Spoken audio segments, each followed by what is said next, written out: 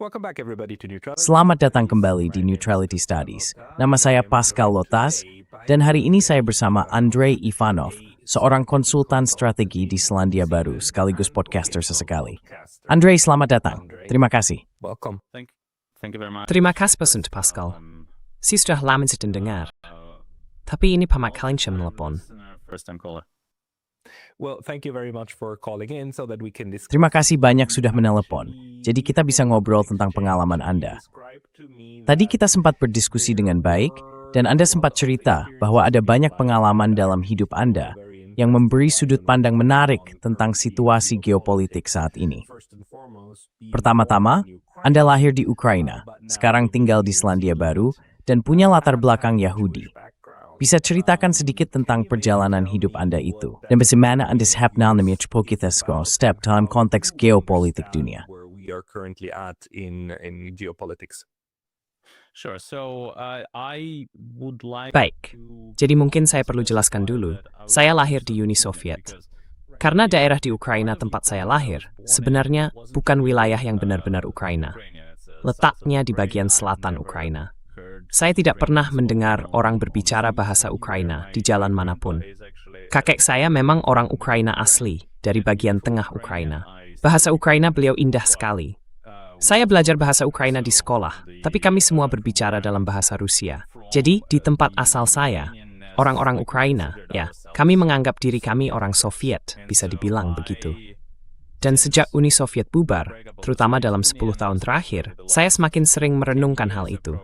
Saya rasa saya lebih merasa sebagai orang Soviet daripada orang Ukraina secara khusus. Then, in particular Ukrainian. In terms of my ethnic background, it's. Kalau soal latar belakang etnis saya, itu cukup beragam. Ada akar Yahudi, ada akar Ukraina, ada juga akar Jerman yang sangat kuat, yang bisa ditelusuri sampai ke Prusia dan Mainz. Dan bahkan katanya dulu, ada seorang revolusioner Prancis yang entah bagaimana sampai ke Rusia dan terlibat dalam, sesuatu di sana. Selain itu, tampaknya juga ada sedikit darah Romani. Jadi cukup beragam. Kalau kamu tahu wilayah selatan Ukraina, daerah itu memang semacam tempat percampuran budaya. Nah, itu dari sisi etnis. Kalau soal, kamu tadi tanya soal politik, ya. Oh benar, geopolitik ya. Oke, jadi kalau bicara pandangan politik saya, awalnya itu Political views or it was. mungkin saya dulu termasuk dalam kelompok yang sangat liberal. Dan untuk waktu yang cukup lama, saya memang bagian dari kelompok liberal itu. Alasan kami meninggalkan Ukraina pada awalnya adalah karena setelah runtuhnya Uni Soviet, semuanya mulai berantakan. Saat itu, wajib militer masih diberlakukan, dan orang tua saya tidak ingin saya ikut wajib militer. Selain itu, di pertengahan tahun 90-an, di Ukraina hampir tidak ada prospek masa depan. Ya, maksud saya, sekarang malah lebih buruk. Tapi bahkan waktu itu pun sudah sulit. Jadi orang tua saya mulai kemana kami bisa pindah, dan akhirnya kami menetap di Selandia Baru. Di sanalah saya menyelesaikan sekolah menengah atas. And I finished high school in New Zealand. I went to university at Auckland University. Saya kuliah di Universitas Auckland dan mengambil jurusan ekonomi. Waktu itu saya benar-benar tertarik pada pandangan ekonomi yang bisa dibilang berpihak pada perdagangan bebas, yang memang jadi teori utama yang kami pelajari. Setelah menyelesaikan gelar pertama, saya melanjutkan studi doktoral di Jerman, di Universitas Mannheim, dan tinggal di sana selama 10 tahun. Awalnya untuk belajar, tapi kemudian juga bekerja. Saya lulus tepat saat krisis keuangan global terjadi, yaitu tahun 2008, ketika GFC melanda. Ya, maksud saya Great Financial Crisis. Maaf, saya tadi pakai sesuai. Yeah, right, correct. Sorry. Yeah, I'm using acronyms and. Maaf, Ellie. Nope. Yeah. Yeah, exactly. So the global. Iya, betul banget. Jadi krisis keuangan global tahun 2008 itu terjadi tepat di tengah-tengah masa itu. Dan kalau melihat kembali apa yang dulu kami pelajari dan bagaimana kami diajarkan, seharusnya hal seperti itu nggak mungkin terjadi. Jadi, ketika teori bilang sesuatu nggak akan terjadi, tapi bukti empiris menunjukkan kita justru sedang mengalaminya, ya mau nggak mau kita mulai meninjau ulang teorinya, supaya bisa menjelaskan bukti empiris itu. Nah, dari situ saya mulai melihat berbagai aliran pemikiran alternatif. Saya sedikit familiar dengan aliran Austria, Keynesian, dan sebagainya. Tapi waktu itu, aliran klasik yang paling dominan kami pelajari. Lalu saya mulai mencari tahu apa sih yang bisa menjelaskan hal itu. Dan sejak saat itu, itulah perjalanan saya. Tapi saya meninggalkan dunia akademik, jadi itu bukan perjalanan profesional saya. Lebih seperti hobi pribadi saja. Just waren het commandments, and the essential discussed tijd het zielu. I left academia to become a strategy consultant. And I'm glad that you said that when the empirical evidence contradicts. Saya senang kamu bilang begitu. Waktu bukti empiris bertentangan dengan teori, kamu justru meninjau ulang teorinya dan mulai meragukannya, bukan meragukan kenyataan empirisnya. Karena sebagian ekonom malah melakukan hal sebaliknya.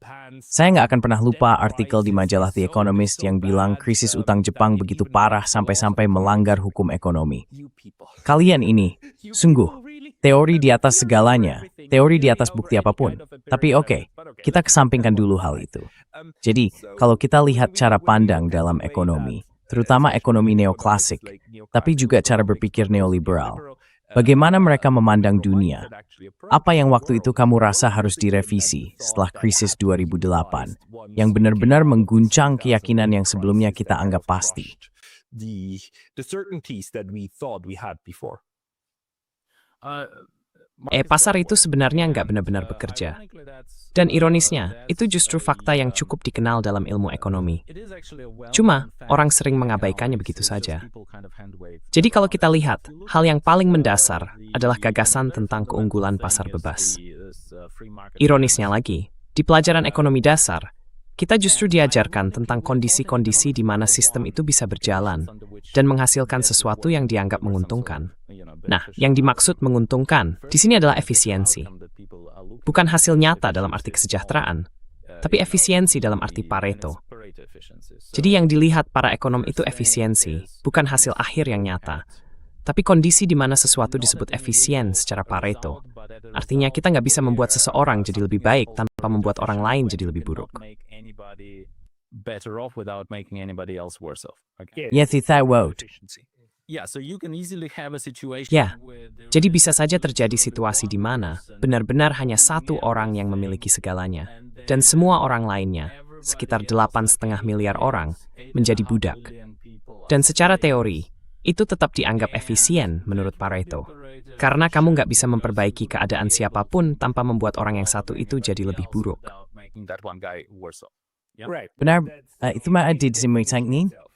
Ya, betul sekali. Jadi hal pertama yang perlu dipahami adalah seluruh dasar dari apa yang kita bicarakan ini sebenarnya mengukur hal yang salah. Semuanya berawal dari situ. Poin kedua, bahkan untuk mencapai hal itu, pasar bebas baru bisa bekerja dengan baik kalau memenuhi sekitar 9-12 asumsi yang sangat ketat. Misalnya, informasi yang sempurna, tidak ada biaya transaksi, banyak pelaku dari kedua sisi, jadi tidak ada monopoli, dan seterusnya.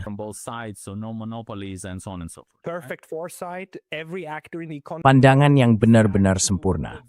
Setiap pelaku ekonomi tahu persis berapa harga yang akan berlaku besok. Semua orang tahu. Dan itu dianggap hal yang normal. Oke, sebentar ya, jeda singkat. Saya baru saja sempat diblokir dari YouTube, sekarang saya sudah kembali, tapi hal seperti itu bisa terjadi lagi kapan saja. Jadi tolong pertimbangkan untuk berlangganan. Bukan cuma di sini, tapi juga di daftar email saya di Substack, di pascalotas.substack.com. Tautin ada di deskripsi bawah. Tang, kembali lagi ke video you. In the description below, and now back to the video. Ya, dan bukan cuma itu. Kalau kita bicara soal informasi yang sempurna, itu bukan cuma soal kamu tahu sesuatu, tapi juga orang lain tahu hal itu. Dan kamu tahu bahwa orang lain tahu, dan kamu juga tahu bahwa orang lain tahu kalau kamu tahu, dan seterusnya tanpa akhir. Jadi, itu seperti tak terbatas. Dan dalam kenyataannya, hal itu nggak pernah terjadi. Nah, kalau kita melonggarkan sedikit saja asumsi-asumsi itu, pasar bisa gagal. Ada orang seperti Joseph Stiglitz yang dapat hadiah Nobel karena menunjukkan kegagalan pasar. Ada juga Akerlof. Mereka menunjukkan bahwa, khususnya kalau kita melonggarkan asumsi tentang informasi yang sempurna, atau bahkan informasi yang simetris. Oke, mungkin nggak harus sempurna, tapi setidaknya informasinya harus simetris. maybe not perfect, but you need symmetric information. As soon as you have asymmetric information, things. Begitu ada informasi yang tidak seimbang, semuanya bisa gagal. Oh, dan eksternalitas juga hal besar lainnya. Jadi supaya pasar bisa berfungsi dan harga bisa mencerminkan semua informasi yang dibutuhkan, harus tidak ada eksternalitas. Semua manfaat dan semua biaya dari melakukan sesuatu, baik mengonsumsi maupun memproduksi, harus sudah tercermin di dalam harga itu. Kalau ada eksternalitas, misalnya seperti asap rokok pasif, ya kan? Saat seseorang merokok di ruangan, dia membayar untuk rokok itu dan menanggung biayanya sendiri. Tapi di saat yang sama, dia juga meracuni orang lain. Orang-orang itu sama sekali tidak dalam transaksi tersebut. They had not participated in that transaction at all, but they are, and so therefore the price of cost of smoking. Jadi, karena itu, harga rokok sebenarnya tidak mencerminkan hal tersebut. Harga rokok tidak mencerminkan dampak eksternal itu. Dan kita akan menghadapi perubahan iklim serta banyak hal lain, seperti polusi, yang juga merupakan dampak negatif dari proses produksi. Begitu hal-hal seperti itu tidak diinternalisasi, pasar akan gagal. Jadi menariknya, di dunia nyata, pasar hampir tidak pernah berjalan seperti yang diharapkan, karena kita tidak pernah punya informasi yang sempurna. Ada pemain-pemain besar mendominasi. Pada akhirnya terjadi semacam monopolisasi. Dan seiring waktu, konsentrasi industri justru semakin parah. The concentration of industries gets worse, so you tend to have more monopolies now than you had 100 years. Jadi sekarang, kita cenderung punya lebih banyak monopoli dibanding 100 tahun yang lalu. Nah, menyadari bahwa bagian dari studi ekonomi itu jauh lebih penting daripada pandangan absolut tentang pasar bebas, membuat saya mulai memikirkan berbagai penjelasan alternatif lainnya. Akhirnya, saya menemukan tulisan-tulisan Marx dan Lenin. Pemikiran mereka terasa nyambung, dan ternyata lebih cocok dengan data empiris dalam menjelaskan bagaimana ekonomi sebenarnya bekerja, dibanding teori lain yang saya temui. Dari situ, saya mulai semakin tertarik dengan apa yang ditulis Marx. Dan menariknya, salah satu hal mendasar yang mereka sadari, dan ini agak ironis, adalah bahwa Marx sebenarnya sedang menanggapi para ekonom di zamannya, yaitu ekonomi klasik. Jadi, Smith dan Ricardo juga menulis tentang kelas-kelas sosial. And so Smith and Ricardo were also writing about classes, and they were also writing. So actually, a lot of stuff that Marx was writing, he was. Dan mereka juga menulis. Jadi sebenarnya banyak hal yang ditulis Marx itu dia ambil dari Smith dan Ricardo. Jadi bukan seperti ide gila yang muncul entah dari mana. Itu justru kelanjutan dari pemikiran ekonomi pada zamannya. Dan satu hal lagi yang menurut saya jadi titik lemah ekonomi neoklasik, sementara tulisan-tulisan Marxis justru lebih mencerminkan kenyataan, adalah bahwa ekonomi neoklasik berasumsi kalau ekonomi dan politik itu dua hal yang terpisah. Seolah-olah ekonomi berdiri di luar politik. Padahal, dalam ekonomi neoklasik, kita memang mengakui bahwa misalnya monopoli itu buruk, ya, karena mereka menyalahgunakan kekuatan ekonomi dan merugikan konsumen. Itu pelajaran dasar ekonomi dimanapun. Tapi kemudian mereka bilang ya, itu nggak apa-apa. What they then say is that, well, that's okay, we don't have to fix that problem inside economics. Kita nggak perlu menyelesaikan masalah itu di dalam ranah ekonomi, karena kita punya regulator. Dan regulator itu ada di sisi politik. Karena politik, ya pada dasarnya kita hidup dalam sistem demokrasi, maka regulator akan pertama, pemerintah akan membuat undang-undang untuk membatasi persaingan atau mencegah penyalahgunaan kekuasaan oleh para monopolis. Kedua, regulator juga akan menjalankan undang-undang itu dengan sempurna, tanpa ada ruang untuk korupsi atau hal-hal semacam itu. Itulah sebabnya, kalau kita berada di dunia neoklasik, kita akan bilang pasar berjalan dengan baik, dan kalaupun tidak, kita bisa memperbaikinya lewat demokrasi. And if they don't, we can fix that with democracy. And this is bullshit because dan ini omong kosong, karena jelas kita punya lobby politik kan? Bahkan sudah dilembagakan di Amerika Serikat. Jadi sekarang kita punya pengaruh, di mana para monopoli itu memengaruhi politik. Akibatnya, undang-undang yang disahkan sama sekali tidak ada hubungannya dengan melindungi masyarakat. Semuanya sangat dipengaruhi oleh kepentingan kelas. Sangat diarahkan untuk keuntungan segelintir orang saja. Dan kita bahkan punya penelitian akademis yang diterbitkan di jurnal-jurnal bergengsi yang menunjukkan hal itu. Ada satu studi dari tahun 2014 yang bisa saya rujuk nanti setelah saya catatan saya, yang mengatakan hal itu dengan jelas. Dan itu, ya, silakan lanjut. and that is, yeah, go on. No, I have no, the Tidak, fascinating thing saya is that tidak in punya. academia, actually, a lot Kamu of tahu, these hal yang menarik mechanisms adalah are, di dunia akademik, sebenarnya banyak mekanisme seperti ini yang sudah diteliti dengan baik. Maksud saya bukan berarti seluruh akademisi barat itu buta. Sama sekali tidak. Penelitian-penelitian itu ada, dan hubungan-hubungan ini sedang dikaji. Tapi yang menarik bagi saya adalah, meskipun semua bukti itu sudah ada, baik di bidang ekonomi maupun hubungan internasional, kita tetap melihat hal yang sama. Ada banyak penelitian terdengar bagus dan sangat berguna, seperti yang dilakukan oleh Siddhartha Kushi dan lainnya, yang meneliti semua perang dan intervensi militer Amerika Serikat. Semua itu sudah ada. Interventions of the United States, all of this is there. But the fascinating thing is, it then does. Yang menarik adalah, hal itu ternyata nggak berujung pada perubahan dalam kurikulum, dalam cara kita mengajarkan hal-hal itu. Betul kan? Kita masih saja mengajar ekonomi dasar, makro, dan mikro dengan teori ekonomi neoklasik. Kita masih, bisa dibilang, menggiring mahasiswa selama 4 tahun lewat aliran-aliran pemikiran yang di tingkat lanjut, banyak orang justru mulai membantah di berbagai tempat. Hal yang sama juga terjadi di studi hubungan internasional. Jadi, gimana kamu menjelaskan itu? Kenapa pada akhirnya, meskipun risetnya sudah ada, kita tetap saja berpegang pada pandangan yang cukup dogmatis tentang dunia, dalam cara kita mengajarkan hal-hal yang kita anggap mendasar, supaya mahasiswa bisa melangkah ke depan. Incentives. And so, like, Soal insentif ya, sebagai seorang ekonom, saya selalu melihat dari sisi itu, siapa yang punya insentif untuk melakukan apa. Nanti saya akan kembali ke poin Anda. Saya mau bacakan sedikit bagian ini. Jadi, ada sebuah studi oleh Martin Gilens dan Benjamin I. Spage. Judulnya Testing Theories of American Politics, Elites, Interest Groups, and Average Citizens. Dan mereka mengatakan, saya bacakan sedikit dari ringkasannya.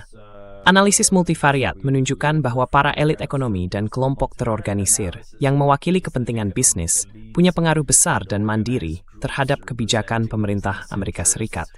Sementara warga biasa dan kelompok kepentingan berbasis massa punya sedikit atau bahkan tidak punya pengaruh independen sama sekali. Oke. little or no independent influence. Okay. Ya, slide saya men-screen. Terima Exactly. So no, okay. Jadi, In terms of Oke. incentives. kalau bicara soal insentif, ada 2 tingkat insentif di situ. Pertama, di dunia riset, sebenarnya ada insentif untuk menentang pandangan yang sudah mapan. Karena justru itu cara supaya bisa dipublikasikan. Kamu bisa menunjukkan sesuatu yang mendukung temuan dari 10 tahun lalu. Kamu bilang ya, ternyata masih berlaku dengan data terbaru kan? Atau kamu ambil teori besar dari masa lalu dan bilang, enggak, sebenarnya saya lebih pintar, karena di sini saya kasih contoh tandingan. Dan ternyata hasilnya justru kebalikannya. Nah dari situ, kamu diundang ke konferensi, tulisanmu dimuat di jurnal-jurnal top, dan kariermu pun berkembang. In A-list journals and you make a career, right? Okay, so that's that's why. Oke, jadi itulah sebabnya dalam dunia akademik masih bisa ada cukup banyak pandangan yang berbeda. Tapi, kalau sudah bicara soal penyusunan kurikulum dan pendanaannya, nah siapa yang membiayai itu? Apa insentifnya? Oke, jadi sebagian besar dana untuk universitas, sebenarnya bukan sebagian besar, tapi semua dana universitas berasal dari 3 sumber. Pertama, dari pemerintah pusat, yang pada dasarnya adalah pemerintah. Dan seperti yang baru saja kita bahas, sudah dikuasai utulis oleh para elit bisnis. Lalu juga dari kursi akademik, proyek riset, atau kadang proyek pengajaran yang dibiayai oleh individu kaya atau perusahaan. Dan sekali lagi, Raytheon tidak akan membiayai kursus tentang Marxisme, kok. Emang tidak akan Raytheon is not going to finance a Marxist course, okay? So it's just not gonna happen.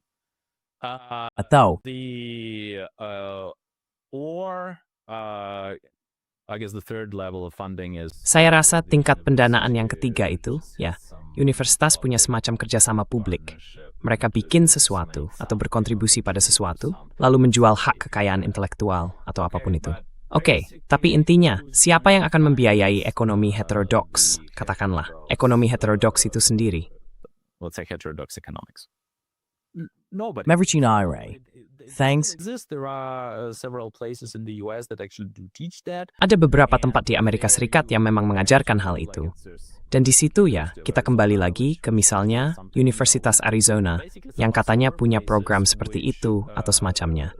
Tapi intinya, itu hanya beberapa tempat yang kurang dikenal, meskipun mereka melakukan pekerjaan yang luar biasa.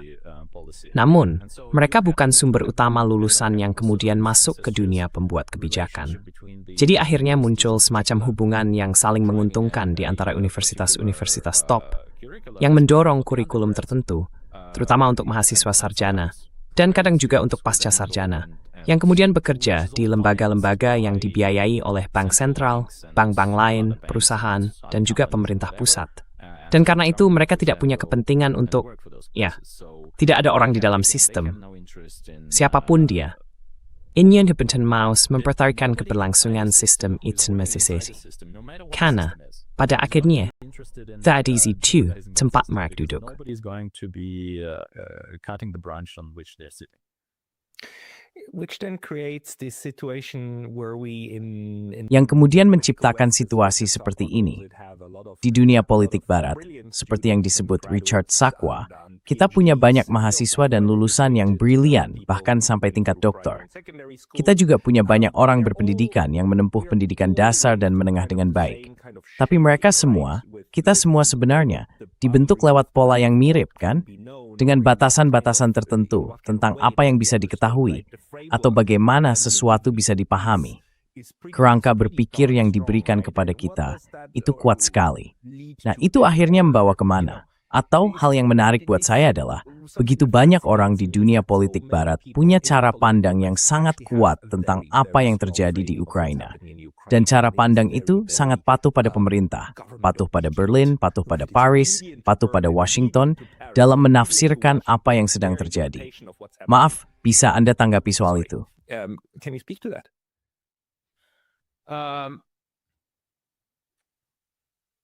Can you specify the Bisa tolong ulang Maaf, tadi saya agak terdistraksi oleh suara bising. Namanya juga bisa terjadi. It happens. It's fine. So the question was like this Baik, jadi pertanyaannya begini. Kerangka berpikir yang kita dapatkan lewat pendidikan dan sebagainya, cara kita memahami dunia di dunia politik barat. Kenapa begitu banyak orang kemudian menerapkan kerangka berpikir yang sangat kaku ini juga pada perang di Ukraina atau sekarang perang di Iran, padahal jelas-jelas ada masalah dalam narasinya. Ada kesalahan yang sangat nyata, tapi tetap saja sebagian besar masyarakat, 60, 70%, seolah-olah mau menutup mata terhadap masalah-masalah yang jelas itu, dan tetap memakai kerangka yang diberikan oleh Berlin, Paris, dan Washington. And just apply the frame that are given by Berlin, Paris, and Washington. I think it goes back to Saya rasa ini kembali ke sifat kita sebagai manusia, dengan semua bias tak terlihat yang kita miliki, dan berbagai penyimpangan dari apa yang disebut rasionalitas. Ada gema pendapat, ada orang-orang yang terjebak dalam, pola pikir kelompok, kan? Maksud saya, kalau saya ingat dengan benar, peristiwa invasi Teluk Babi itu sebenarnya salah satu contoh utama dari pola pikir kelompok. Jadi di situ ada orang-orang yang sangat pintar, duduk bersama, tasami kempot which is sangat buruk. Kenapa begitu?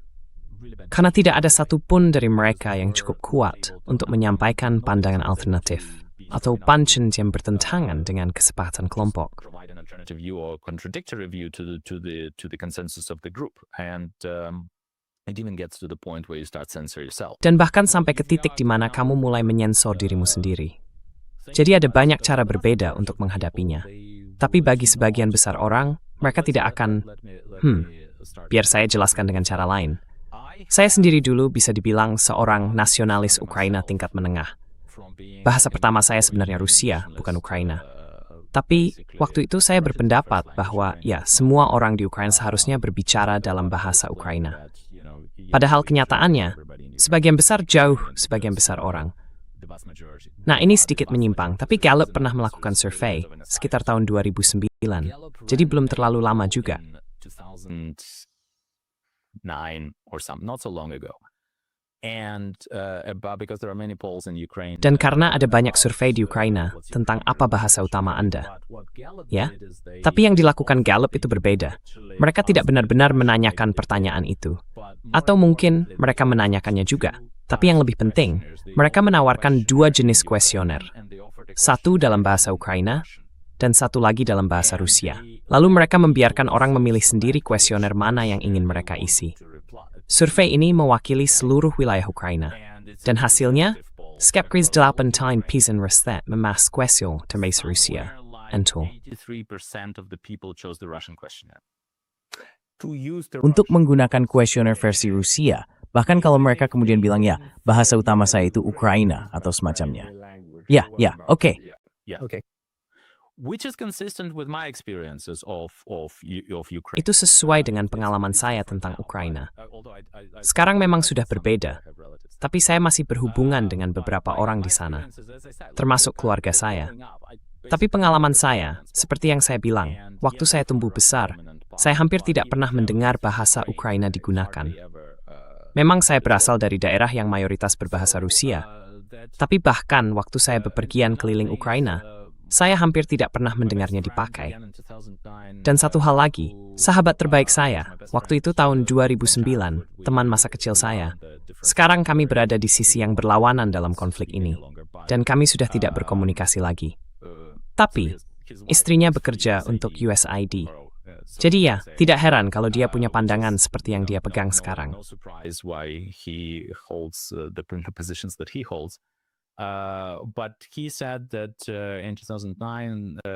Tapi dia bilang, waktu tahun 2009, dia bekerja di salah satu lembaga sosiologi, semacam lembaga riset di Kiev, yang saat itu mendapat penugasan. Jadi itu yang saya ingat ya. Mereka waktu itu ditugaskan oleh sebuah LSM untuk melakukan studi tentang sikap masyarakat Ukraina terhadap beberapa hal yang berkaitan dengan hubungan dengan Rusia. Dan salah satu temuan mereka adalah sekitar 63%, dan saya pikir itu mencakup seluruh Ukraina, tapi mungkin juga hanya wilayah timur. Saya kurang yakin. Pokoknya, sebagian besar warga Ukraina, kalau diberi pilihan untuk bergabung dengan Rusia besok, mereka akan memilih ya. Lalu hasil studi itu mereka serahkan kembali ke LSM yang menugaskan mereka. Dan LSM itu bilang, ya, kita nggak bisa mempublikasikan ini.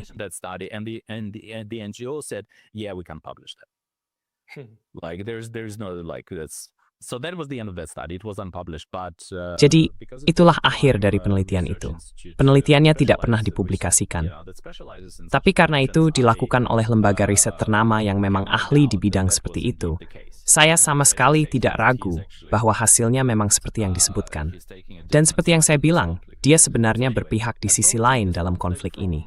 Jadi kalau melihat konflik ini dari sudut pandang itu, posisi saya waktu itu, pertama, saya sama sekali tidak menyangka akan ada perang di tahun 2022.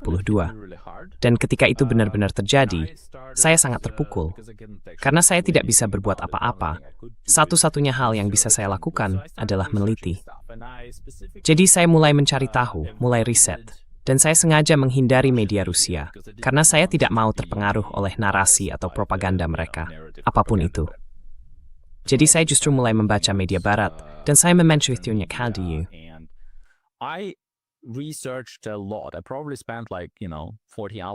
Saya mungkin menghabiskan sekitar 40 jam seminggu di luar pekerjaan utama saya.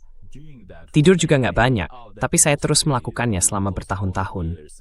Oh ya, itu juga masa setelah COVID dan seterusnya. Jadi sebenarnya waktu itu pekerjaan saya juga nggak terlalu banyak. Jadi saya pakai waktu itu untuk mencoba meluncurkan podcast saya. Tapi karena berbagai alasan, sebelum itu pun saya sudah banyak bekerja untuk menyiapkannya. Lalu akhirnya saya beralih arah. Sekarang harus menguras cukup banyak energi emosional. And Stembly School, Sigji Basminwood itu stamulpu, no community kefori. Menganalisis berbagai di media barat. Changes in the Western media, so basically took like. Jadi waktu itu saya, ya ambil contohnya New York, saya langganan New York Times saat itu, dan saya lihat gimana mereka menyajikan narasi dari tahun 2014 sampai 2022, dan gimana itu berubah kan. Nah itu sebenarnya cara saya menganalisis. Saya bilang, oke, ini nggak bisa dibilang propaganda atau semacamnya, karena yang saya tunjukkan itu, media yang dianggap terhormat, publikasi yang sama, dan gimana mereka mengubah cara mereka membahas hal-hal tertentu. Dan yang paling mencolok, perubahan besar banget setelah Februari 2022. Jadi ya, nggak mungkin dua-duanya benar. Entah mereka nulis omong kosong sebelum itu, atau mereka nulis omong kosong sekarang. Writing some bullshit prior to that, or you're writing bullshit now, but both things cannot be true because they had an article in.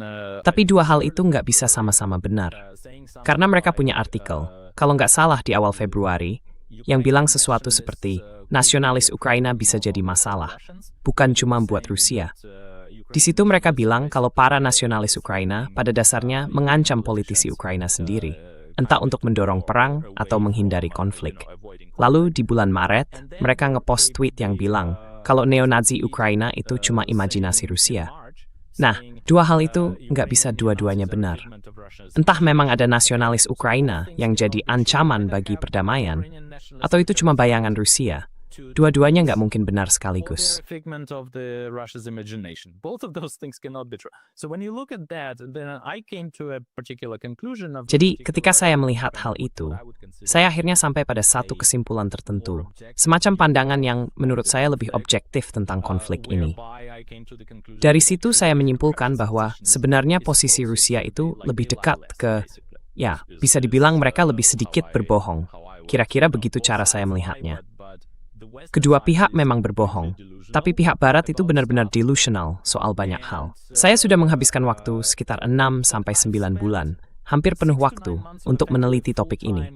Siapa yang punya waktu sebanyak itu? Nggak ada. Saya melakukannya karena saya punya keterikatan emosional dengan isu ini. Kalau kamu nggak melakukan hal yang sama, ya misalnya ada Ivan Kachanovsky, dia meneliti hal ini karena itu memang pekerjaannya. Dia seorang peneliti. Dan ini bidang risetnya.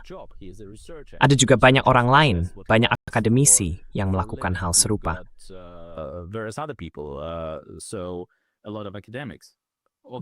Nikolai Petro dan lainnya. Yes, exactly. Ya, betul sekali. Orang biasa nggak punya waktu, jadi mereka harus mengandalkan semacam jalan pintas. Dan jalan pintas itu, terutama di Amerika, sayangnya sangat partisan. Jadi begini, saya sempat menulis sedikit tentang ini. Bagian terakhir di buletin saya judulnya Home Teams and Hellos. Intinya, saya melihat beberapa penelitian akademis tentang bagaimana pemilih makin sering bergantung pada isyarat partisan dari partai yang mereka dukung. Misalnya, Demokrat akan mendengarkan apa yang dikatakan Biden, kan? Atau Obama. Mungkin sekarang nggak terlalu untuk Biden, tapi mereka jelas masih mendengarkan Obama. Sementara Republik, ya siapa yang tahu? Belakangan ini, ya apapun yang dikatakan Trump, kan? Jadi, kalau seseorang merasa dirinya bagian dari partai tertentu dan partai itu bilang sesuatu, ya mereka ikut saja.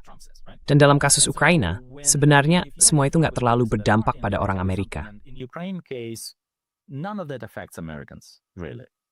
Yeah. So directly. Ya, jadi langsung saja. Apapun yang seseorang katakan, mereka akan pergi dan mendengarkannya. Lalu saya juga pernah mewawancarai seorang profesor dari Amerika, namanya Oliver Boyd Barrett. Saya wawancarai dia beberapa tahun lalu. Dia profesor emeritus di Bowling Green State University, dan dia mengelola buletin tentang hal-hal seperti ini yang disebut Empire Communications and NATO Wars. Dia memang ahli dalam bidang propaganda perang.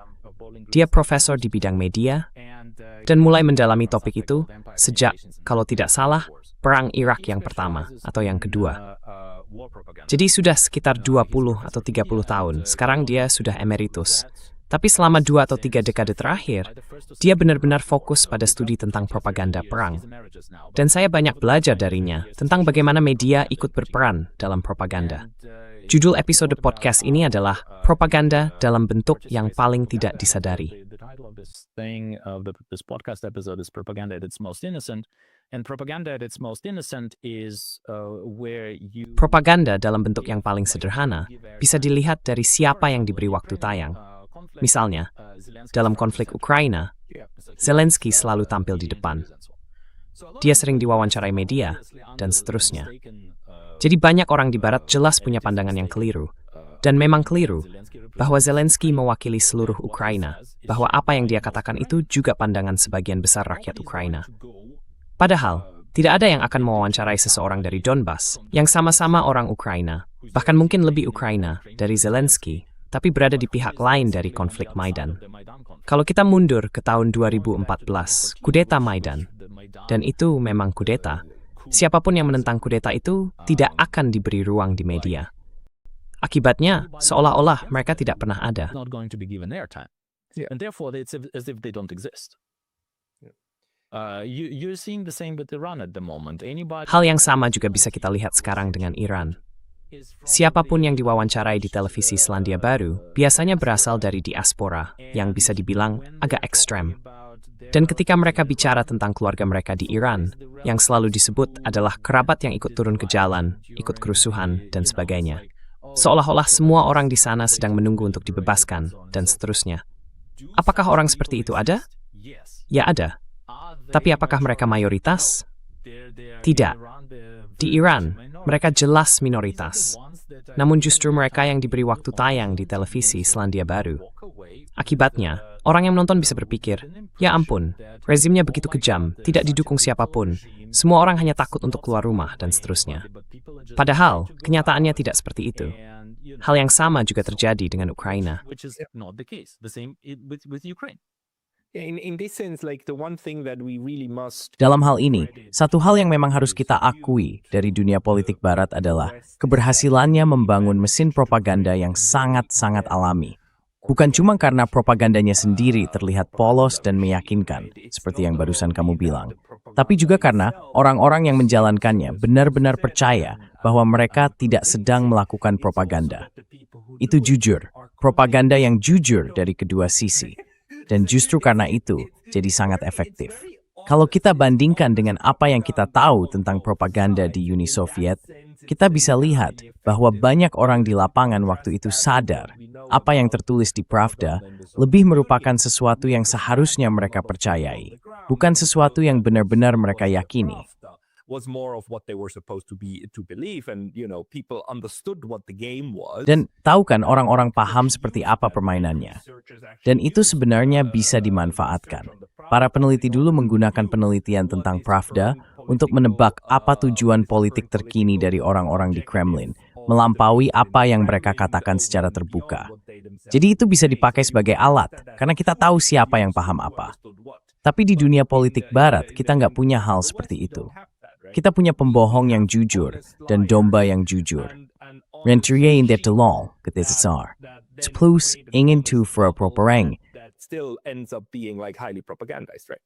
Correct. Although Benar. Walaupun waktu itu, di tahun 80-an, saya rasa kami dianggap sebagai pembangkang. Keluarga saya memang liberal. Saya bahkan salah satu dari hanya 2 orang di kelas yang tidak memakai dasi merah sebagai bagian dari seragam sekolah. Jadi saya bukan anggota kelompok pemuda komunis. Tapi kalau saya lihat lagi sekarang, dan menilainya secara objektif, apalagi setelah sebagian besar hidup saya dihabiskan di barat, saya merasa apa yang dulu kami dengar ternyata lebih mendekati kebenaran dibandingkan dengan apa yang disampaikan di barat. Saya harus bilang, menurut saya, apa yang diajarkan kepada kami waktu itu sebenarnya lebih benar daripada alternatifnya.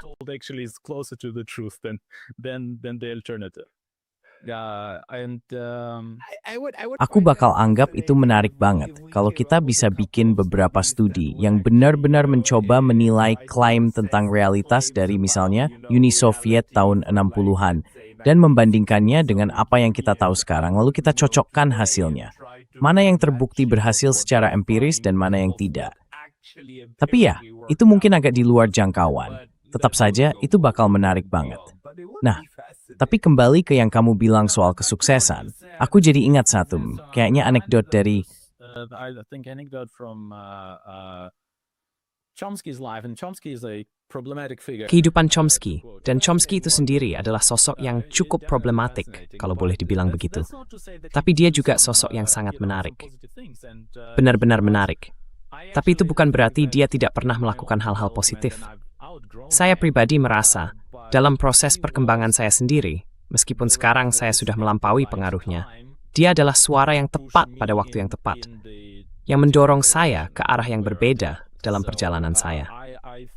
Jadi menurut saya, kita bisa sama-sama mengakui hubungan problematiknya dengan Epstein dan berbagai hal lain, tapi juga memberi pengakuan di mana memang pantas. Jadi waktu itu dia sedang diwawancarai oleh seseorang, mungkin editor dari New York Times atau mungkin BBC atau CNN, Dan dia membicarakan tentang bagaimana ya, mereka sebenarnya sedang terlibat dalam propaganda.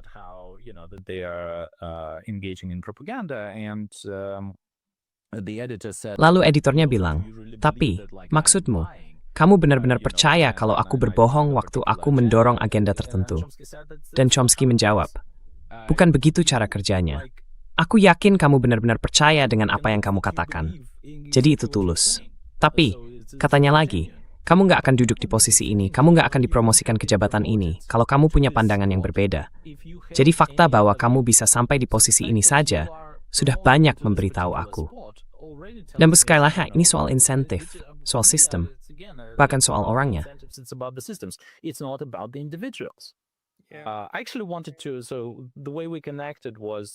Sebenarnya saya mau bilang begini. Jadi cara kita terhubung itu waktu saya dengar banyak orang di beberapa tamu yang pandangannya masih bisa saya hormati. Tapi lalu ada yang ngomong sesuatu. Kayak Stas di podcast Krapivnik di beberapa episode yang lalu. Dia bilang kalau kabinet Trump di Amerika itu nggak rasional, kan? Dan kamu juga punya tamu lain di podcast itu.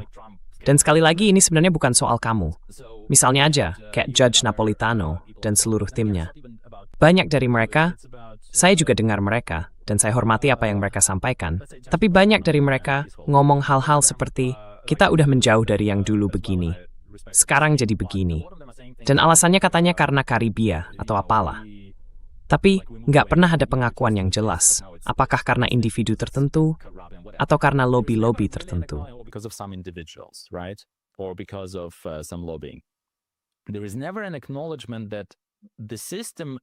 Tidak pernah ada pengakuan bahwa sistem ini memang seperti adanya, dan sebenarnya dirancang untuk melakukan hal persis seperti ini. Jadi hal-hal yang tampak seperti penyimpangan, sebenarnya bukan. Saya melihat jauh lebih banyak keterkaitan dalam kebijakan luar negeri Amerika Serikat, terutama sejak runtuhnya Uni Soviet. Memang berbeda, tapi bahkan sebelum itu pun sudah ada pola yang sama. Bedanya, dulu ada kekuatan penyeimbang. Menurut saya, masa Perang Dingin justru lebih bertanggung jawab, karena masing-masing pihak saling takut sekaligus saling menghormati. Meskipun ada berbagai konflik di Vietnam, Korea Utara, dan tempat lain, aturan mainnya masih dipahami, dan keseimbangan itu tetap ada. Setelah tahun 91, keseimbangan itu hilang. Tapi bukan berarti ada sesuatu yang benar-benar berubah.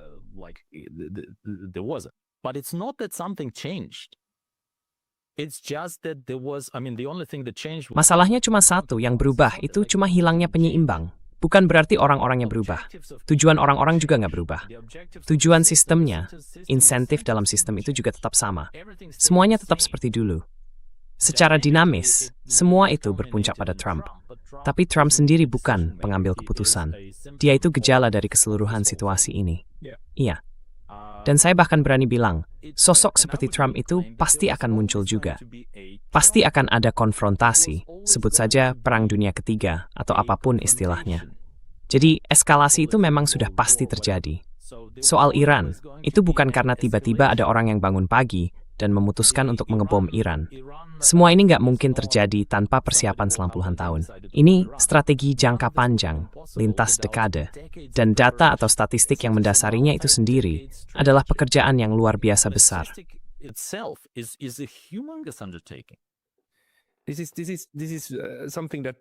Ini hal yang sering banget disorot sama Brian Berletik kan. Mungkin ini bukan soal arah sejarah, tapi lebih ke sistem dasarnya, yang semuanya mengarah ke situ, dan memang bekerja ke arah itu. Nah, pertanyaan utama saya adalah, apa lapisan paling dasar yang bisa menjelaskan semua lapisan lainnya? Saya membayangkannya kayak sistem operasi di komputer. Supaya kita bisa pakai misalnya aplikasi AI baru yang baru aja kita pasang. Dibahas Nobitama Ray Stedlas lapisan through Thinol 4, sampai Thinir kernel, dan seterusnya semua guru separation.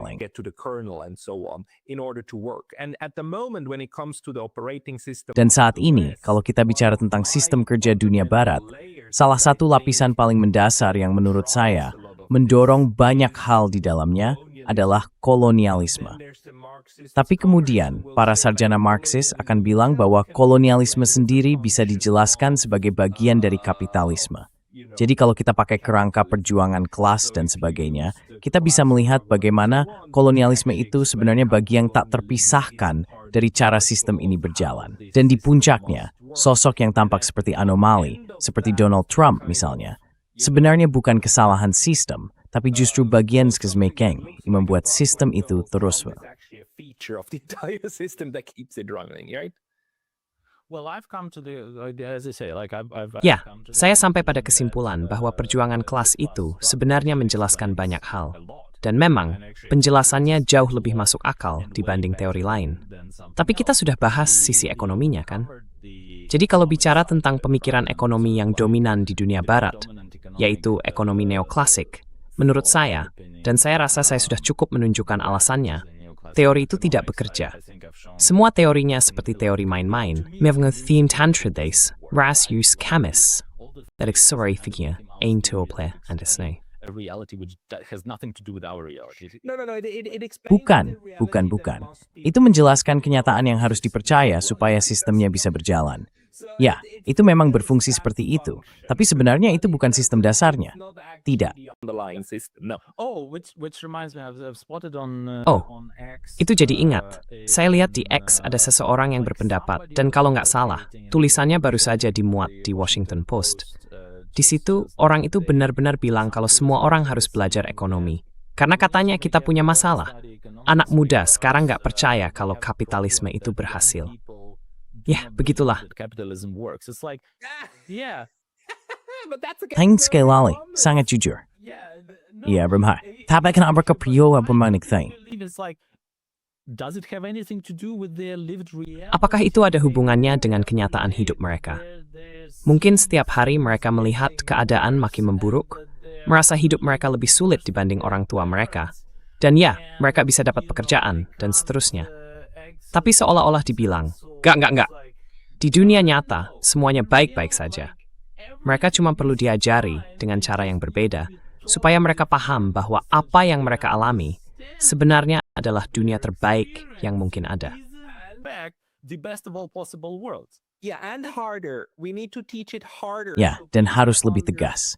Kita perlu mengajarkannya dengan lebih kuat, supaya orang benar-benar paham apa yang mereka yakini. Seperti yang dilakukan Tucker Carlson beberapa waktu lalu, dia benar-benar membongkar hal semacam ini. Dia bertanya, apa sih yang disebut dogma di zaman sekarang? Dia membahas itu, dan bilang ya, inilah dia. Di era 2020-an ini, kita punya versi modern dari indoktrinasi. Salah satunya soal ekonomi. Yang lain, soal apa itu, dan apa yang disebut antisemitisme. Maksud saya, negara yang tidak boleh diserang, yang tidak boleh dikritik, agama yang tidak boleh dikritik.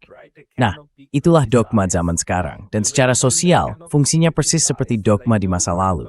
Kita hanya membingkainya dengan istilah-istilah era 2020-an. Like the dogmas of the past. We just frame them in 2026 terms.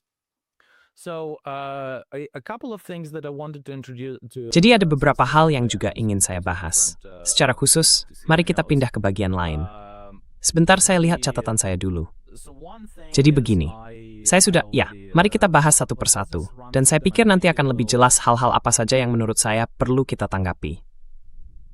Menurut saya, setiap kali ada orang yang bilang hal seperti, orang-orang ini tidak rasional, atau kita harus kembali ke liberalisme.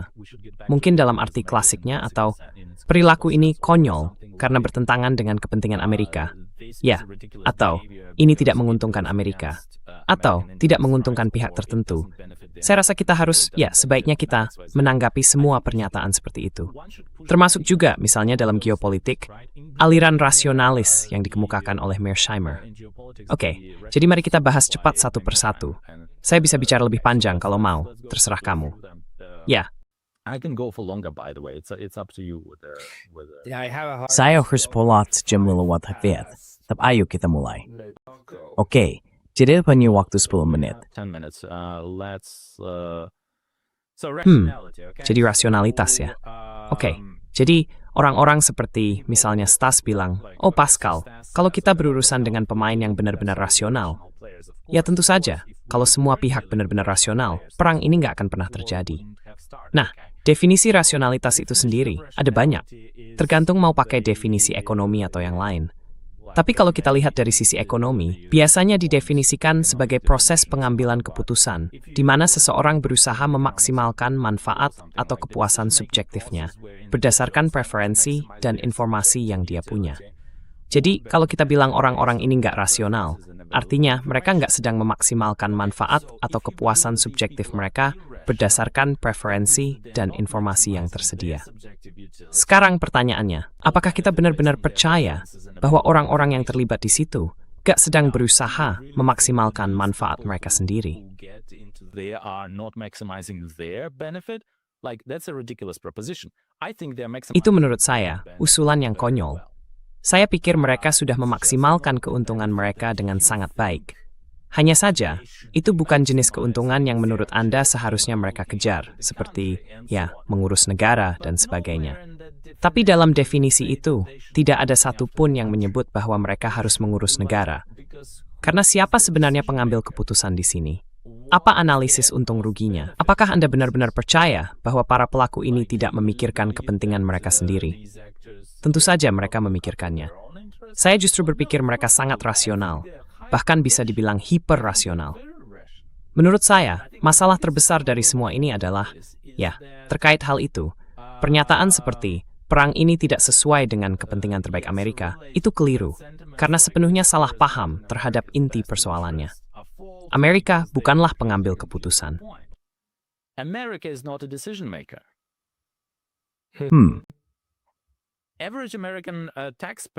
Rata-rata pembayar pajak di Amerika, dan saya sudah sebutkan hasil penelitiannya, jelas menderita bukan cuma karena hal ini, tapi juga karena sebagian besar kebijakan Amerika. Tapi itu tetap nggak mencegah kebijakan-kebijakan itu disahkan. Kenapa bisa begitu? Karena nggak ada yang peduli sama pembayar pajak Amerika biasa. Iya, betul sekali. Because people who are making these policies are doing it. And we can look at, if you look up Nancy Pelosi index, where she is got tremendously outperforming the market all the time that she was in the Senate, and she was outperforming the likes of Warren Buffett and so on with her investments because clearly looking after her own portfolio. Karena jelas, mengurus portofolionya sendiri lebih penting baginya daripada mengesahkan undang-undang yang bisa menguntungkan pembayar pajak Amerika pada umumnya. Jadi, kalau bicara soal perang, tidak ada pejabat tinggi Amerika yang pernah dituntut atas kejahatan perang. Dan tidak akan ada. Tidak ada presiden yang pernah menanggung konsekuensi atas perang yang mereka mulai. Small, and how to mentally get its spine. Exactly, and many were celebrated. Barack Obama Betul banget. Dan banyak yang dirayakan. Barack Obama juga dirayakan. Padahal dia sebenarnya memulai dengan cara yang sama. Dia mengebom jumlah negara yang sama seperti Donald Trump di masa jabatan keduanya. Tapi dia tetap dipuji. Jadi kita bisa punya sistem di mana sebagian besar, lupakan dulu soal pembayar pajak, sebagian besar bisnis justru menderita. Karena lagi-lagi, sebagian besar bisnis di Amerika itu usaha kecil dan menengah. Gak ada yang peduli sama mereka. Kalau BlackRock punya hampir semua perusahaan monopoli di Amerika, berarti yang perlu kamu dengarkan cuma segelintir orang atau entitas yang sangat berkuasa dan sangat kaya. Dan pada titik itu, hampir nggak ada yang lain yang benar-benar penting.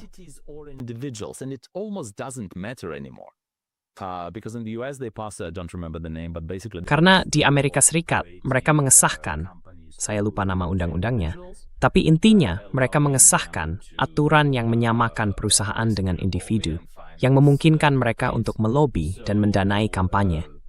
Jadi tidak masalah apakah kita bicara tentang korporasi besar atau para miliarder.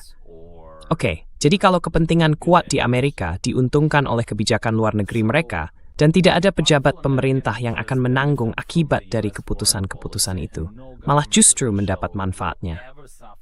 Bagaimana kita bisa bilang bahwa orang-orang ini tidak bertindak rasional? How can we say that these people are anything other than rational? No, you're absolutely right. I mean, Ya enggak. Kamu benar banget. Maksud saya, poin kamu sangat tepat. Dan soal Mearsheimer, setiap kali Mearsheimer bilang sesuatu itu nggak rasional, nggak masuk akal, sebenarnya yang dia maksud adalah Ini nggak masuk akal menurut cara saya memahami bagaimana orang-orang ini seharusnya bertindak. Jadi ini lebih seperti krisis dalam rasionalisme, atau teori realisme ofensif, atau teori tentang bagaimana kita pikir hal-hal itu bekerja, bukan krisis rasionalisme itu sendiri. Rather than a crisis of rationalism. So, and here come we come to. Nah, disinilah kita sampai pada pertanyaan tentang apa sebenarnya negara itu. Ya, menurut saya ini poin yang sangat penting. Dan sekali lagi, kaum liberal sering salah paham soal ini. Karena mereka biasanya melihat negara sebagai pelaku, padahal bukan. Negara itu tidak membuat keputusan. Manusia yang membuat keputusan, dan mereka punya agenda masing-masing. Atau pandangan liberal klasik biasanya menganggap negara itu semacam wasit yang netral, kan? Bahwa ada kontrak sosial, dan orang-orang, ya, ini gagasan John Locke tentang kontrak sosial, bahwa mari bersedia untuk diatur, dan seterusnya. Allow themselves to be governed and so on and so forth, right? And even I think Locke actually had Dan bahkan saya pikir, Locke sebenarnya punya ketentuan yang pada dasarnya mendukung revolusi. Seperti, kalau para elitmu tidak melayanimu, kamu harus memberontak semacam itu. Tapi saya rasa Hume justru menentang hal itu. Jadi kalau kamu lihat dari situ, ya kamu akan percaya semua itu. Itulah intinya. Itu juga yang terjadi pada setiap kaum liberal yang pernah berkata, ada yang salah sekarang. Secara umumnya, begitulah. Dan itu juga masalah yang terjadi pada kaum liberal Rusia. Masalah yang juga terjadi pada generasi saya dan sedikit yang lebih tua, yang dulu percaya pada semua omong kosong itu. Yang pada dasarnya membiarkan Yeltsin menjual atau bahkan memberikan sumber daya dari negara yang sangat besar kepada kepentingan keuangan asing. Foreign financial interests. And I mean, frankly speaking, even Putin is a liberal. Maksud saya, terus terang saja, bahkan Putin itu sebenarnya seorang liberal. Dia hanya didorong oleh versi konservatif Rusia untuk melakukan hal-hal tertentu. Tapi kecenderungannya ya kurang lebih sama. Dan saya tahu banyak orang Rusia mungkin akan marah pada saya karena ini. Tapi kecenderungannya memang semacam kelanjutan dari masa Yeltsin. Maksud saya, fakta bahwa peralihan kekuasaan waktu itu berlangsung damai dan dia tidak pernah menuntut Yeltsin, menurut saya itu sudah menunjukkan banyak hal. Tapi ya, sekali lagi, Putin itu bekerja di dalam sistem yang penuh dengan berbagai kekuatan yang saling tarik-menarik. Jadi bukan cuma satu orang yang menentukan semuanya. Iya. Jadi begini, pandangan liberal ini sebenarnya cukup bermasalah. Coba bandingkan dengan pandangan Marxis, yang melihat bahwa hakikat negara itu pada dasarnya adalah alat represi satu kelas terhadap kelas lainnya. Dan menurut saya, semua bukti mengarah ke situ. Kalau kita bicara tentang peran negara dalam masyarakat, pandangan liberal melihat negara sebagai pelindung terbatas bagi hak dan kepemilikan. Jadi, bagi kaum liberal, negara itu semacam penjaga terbatas untuk hak dan properti. Sementara pandangan Marxis melihat negara sebagai alat represi satu kelas terhadap kelas lain. Nah, kalau kita lihat apa yang terjadi dengan lembaga seperti IC, atau sebenarnya hampir semua hal yang sedang berlangsung, menurut kamu, pandangan mana yang lebih sesuai dengan kenyataan? Which of those views is more consistent with the reality? If you look at Ukraine and how the state is now. Kalau kita lihat Ukraina sekarang, negara itu cuma jadi alat untuk menyalurkan uang ke kantong beberapa orang, sambil mendorong kelas bawah, orang-orang yang sebenarnya ingin damai, langsung ke mesin pembunuh, tempat mereka akhirnya lenyap dan tak terdengar lagi. Dan sekarang, negara Jerman dan lainnya malah ikut membantu proses itu. Indah sekali ya. Sebuah mesin yang di satu sisi menghasilkan keuntungan dan di sisi lain menghasilkan daging dan sebagainya. Dari strength wang, imams publik dan mengthing stagdan semua. Ya, semestinya pop misdamaj. Have a lot of explanatory power. So and if you think about if you think from that. Jadi kalau kita melihatnya dari sudut pandang itu, banyak tindakan yang mulai terasa masuk akal. Bahkan sampai pada titik di mana misalnya negara-negara Eropa di tingkat Uni Eropa, pada dasarnya kepentingan bisnis Eropa memutuskan bahwa negara-negara individual sudah tidak terlalu relevan atau menarik lagi bagi mereka. Mereka lebih memilih bertindak lewat lembaga yang sifatnya supranasional. Dan itu dianggap wajar bagi kepentingan bisnis, sama seperti dulu. Ketika memiliki negara itu bergerak bagi kepentingan bisnis, terutama ada masa bangkitnya kapitalisme, dan setelah revolusi industri, saat munculnya imperialisme. Kepentingan bisnis Inggris, misalnya, membutuhkan kekaisaran Inggris untuk bergerak, membuka pasar, dan mendapatkan akses ke sumber daya. In order to access markets and access resources. And by the way, imperialism is like one thing that I used to get. Ngomong-ngomong, soal imperialisme, dulu saya sering salah paham. Itu bukan cuma soal mengambil sumber daya dari suatu tempat. Yang sama pentingnya, bahkan mungkin lebih penting, adalah soal akses ke pasar. Begitu sebuah kekuatan jadi monopoli di suatu pasar, seperti di Kekaisaran Inggris, negara-negara seperti Selandia Baru punya perjanjian khusus dan memakai teknologi Inggris. Hal yang sama juga terjadi di India dan di banyak tempat lain. Setiap koloni pada dasarnya harus membeli barang-barang canggih dari pusat kekaisaran dan nggak bisa mengambil keputusan sendiri. Jadi akses ke pasar itu sama pentingnya, kalau bukan malah lebih penting daripada akses ke sumber daya. If not more important than actually access to resources. So, and once you Jadi, begitu kita tahu bahwa negara-negara sebenarnya melarang kita melakukan hal itu, kita mulai melihat ke lembaga-lembaga seperti Uni Eropa. Dan dari situ, kita bisa menyingkirkannya, semacam konsep kenegaraan Jerman atau kenegaraan lainnya. Saya bahkan tidak bilang saya pro-negara atau anti-negara. Seperti yang saya katakan, kita hanya perlu memahami apa itu negara, kenapa itu penting, atau kenapa ada kepentingan tertentu, biasanya kepentingan finansial yang kuat. Di baliknya yang mendorong sesuatu terjadi. Dan dari situ, semuanya mulai terasa masuk akal. Banyak hal jadi lebih jelas tentang kenapa hal-hal tertentu terjadi, dengan cara seperti sekarang. So we have to continue this discussion in another podcast. Kita harus lanjutkan pembahasan ini di podcast berikutnya, karena saya memang harus pergi sekarang. Tapi begini, menjadikan Marxisme sebagai sistem operasi, sebagai inti dari sistem itu, mungkin justru cara yang tepat untuk memahami dan menggabungkan berbagai sudut pandang ini. Termasuk juga mengaitkan argumen Brian Berletich tentang arah kekuatan Amerika Serikat dan seterusnya, sebagai dasar pemikiran. Andre, kita benar-benar harus lanjutkan diskusi ini. Karena menurut saya, ini sangat penting untuk didalami. Please, and I'm telling her equithally, make it be skunjen. People who want to follow you, where should they go? .businessgames.ai itu milik saya.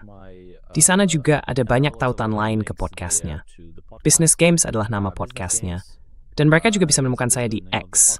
Skalanya Business Games AI, kalau tidak salah. Saya akan pastikan kamu kirim tautan-tautan itu ke saya lewat email. Nanti akan saya taruh di kotak deskripsi di bawah. Setelah itu, kita akan lanjutkan diskusi ini dalam beberapa minggu ke depan. Terima kasih banyak, Andre. Saya sangat senang. Terima kasih banyak. Thank you very much. Thank you. Terima kasih. Ngomong-ngomong, kamu benar-benar melakukan pekerjaan yang luar biasa. Gak ada salahnya diulang-ulang, karena itu memang pantas dikatakan. Harusnya aku bilang dari awal, tapi ya sudah, aku bilang sekarang. Terima kasih. No need for praise. Enggak perlu pujian, isibisu mahalkain. Selalu alam magfir pujian. Remember. Sampai ngobrol lagi ya. Dadah.